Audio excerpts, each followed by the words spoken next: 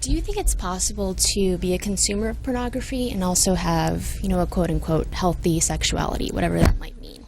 And I'm wondering to what extent the pernicious effects of pornography are dependent on the more extreme types that you've discussed, because I've heard that, there's supposedly a subset of the pornography industry that's supposed to be more friendly or appealing to women. Let me tell you, the pornography I'm talking about is the most profitable on the internet. It's called Gonzo by the industry. And if the industry business website is to be believed, and if the adult video news is to be believed, then that's the most profitable, because that's the one men use alone.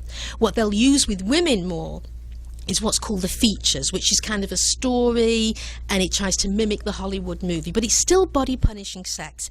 I would say that if you are consuming pornography, what you are getting aroused to is the debasement and dehumanization of women.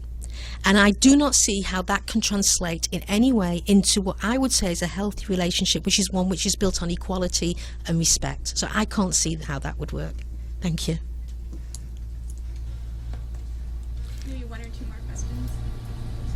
Yes, I just had a question. What's sort of your long-term strategy in the, war on porn, if you want to call it that, but are you trying to criminalize it or just sort of weed out the most offensive practices? Okay, well, it's multi-pronged. One of the things we did with Stop Porn Culture is 3 of us wrote a anti-porn slideshow, which we give free of charge. You can download it from Stop Porn Culture. It comes with 100 images and 50-minute script. We give that out because we want people to start raising awareness and consciousness and doing an educational program about the harms of pornography. So one of the things we really want to do is raise public consciousness as to the harms of pornography. What I would also like to see at some point is to empower women, and anyone, indeed men as well, who have been hurt through the pornography industry at the point of either production or consumption, which means I'd like to see it in the criminal code, in the civil code, sorry, not the criminal code. I don't think the criminal code is the way to go for the pornographers. And it's not worked, because look at obscenity charges, it's not worked. And I think that women should be empowered, especially to be the ones to go after the pornographers, because what we could say to them is, look, hey you remember that woman you bought for $50? Well, it's going to cost you a lot more than $50. Basically, we're saying women's lives matter and that we're going to put a price on them. Thank you. After working for the feminist cause for many, many years, I'm still shocked that about 90% of the TV commercials, when they show cleaning products, is always a woman's hand cleaning. And so there's a sense that it's natural for women to clean and it's embarrassing for men to clean. Again, debasing women as the cleaners. Again, how do we mobilize both women and men to teach kids that, hey, it's okay for everyone to do these sorts of things, and it's not woman's natural job to clean or to be sexual in this, terrible way, punishing way, and get to the media, stop the commodification of the industry.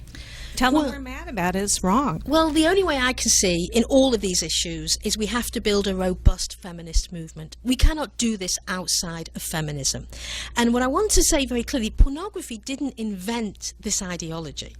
Pornography is part of our culture. What comes out of what's in pornography is in the culture. That sort of woman-hating, anti-female position is not just something that pornography does. And when you see it in advertisements, when you see it in images everywhere, you're just seeing a lesser version of it. So that's what I'd say. And I think what we need to do, is my last comment, because we need to end, is to say, this is a call, if this is a call for anything, is to join the feminist movement and to help us build an organization that resists the porn culture in general. Thank you very much.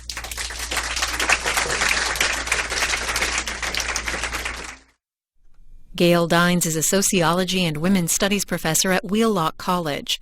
She's also the editor of Gender, Race, and Class in Media and contributor to Pornography, the Production and Consumption of Inequality.